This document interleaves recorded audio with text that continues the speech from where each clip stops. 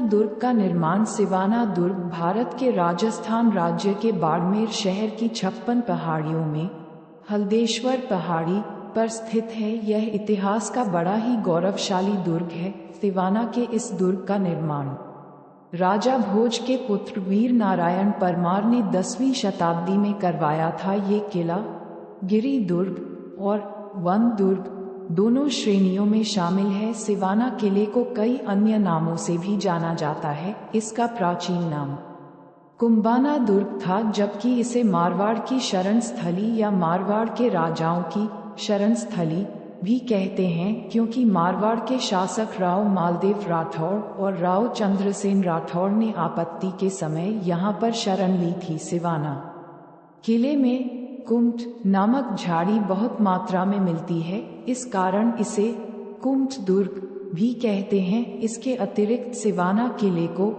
जालौर दुर्ग की कुंजी के रूप में भी जाना जाता है। बाद में ये दुर्ग सोनगरा चौहानों के अधिकार में आ गया। ये सोनगरा चौहान बहुत ही वीर और प्रतापी हुए थे तथा इन्होंने ऐबक और इल्तुतमिश जैसे शक्तिशाली गुलाम वंश के सुल्तानों का सफलतापूर्वक प्रतिरोध किया और अपनी स्वतंत्रता बनाए रखी। सिवाना किले पर अधिकार जब सिवाना दुर्ग में सातलदेव सोनगरा चौहान का राज था, जो जालौर के शासक कानड़ देव का भतीजा था, तब अलाउद्दीन की सेना का पहला आक्रमण सिवाना दुर्ग में 1308 में हुआ था। तब सातलदेव और कानड़ देव ने अलाउद्दीन की सेना का डटकर मुकाबला किया था। इस युद्ध में अलाउद्दीन खिलजी की सेना हार गई थी। इसके बाद 1310 में पुनः खिलजी सेना ने आक्रमण किया और सिवाना दुर्ग तक पहुंचने में सफल हुई। तब सिवाना दुर्ग का पहला शाका और पहला जौहर हुआ था। इस शाका में सातल देव केसरिया वस्त्र धारण कर इस युद्ध में कूद पड़े थे और वीरगति को प्राप्त हो गए। इस विषय पर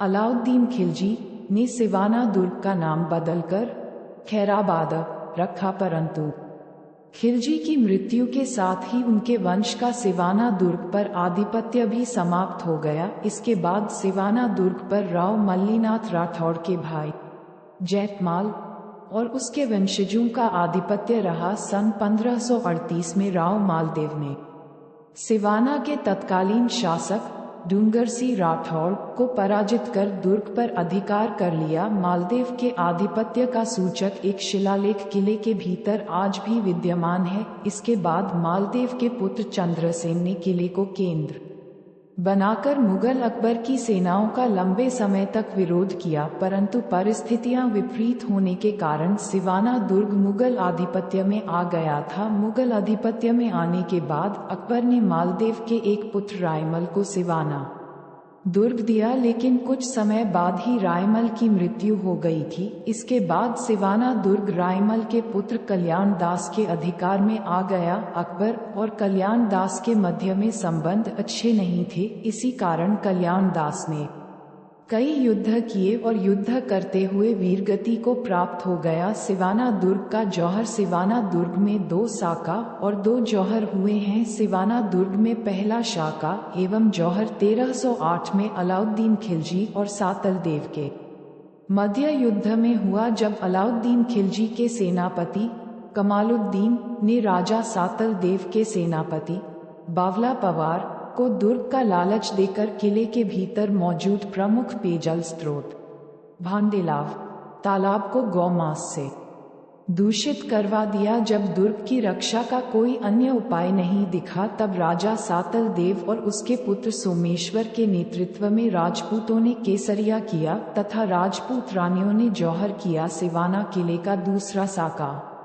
एवं जौहर 1559 ईस्वी में वीरवर कला राठौड़ और अकबर के मध्य युद्ध में हुआ। अकबर की तरफ से राजा उदय सिंह ने इस युद्ध का नेतृत्व किया था, जिसमें सिवाना के वीरकला रायमल के नेतृत्व में राजपूत योद्धाओं ने केसरिया किया और हाड़ी रानी के नेतृत्व में दुर्ग की रानियों ने जौहर किया था। ये हाड़ी रानी बूंदी के राव सुरजन हाड़ा की पुत्री थी। सिवाना किले में वीरकला रायमल का थड़ा, महाराजा अजित सिंह का दरवाजा और हल्देश्वर महादेव का मंदिर ऐतिहासिक दर्शनीय स्थल है। सिवाना में हल्देश्वर मंदिर, भीमगोड़ा मंदिर, आशापुरी माता का मंदिर, अमृतिया कुआं आदि देखने लायक है। सिवाना किले के परकोटे को शहर पनाह नाम से जाना जाता है, जिसका निर्माण मारवाड़ के शासक राव मालदेव ने करवाया था। सिवाना किले को देखकर अलाउद्दीन खिलजी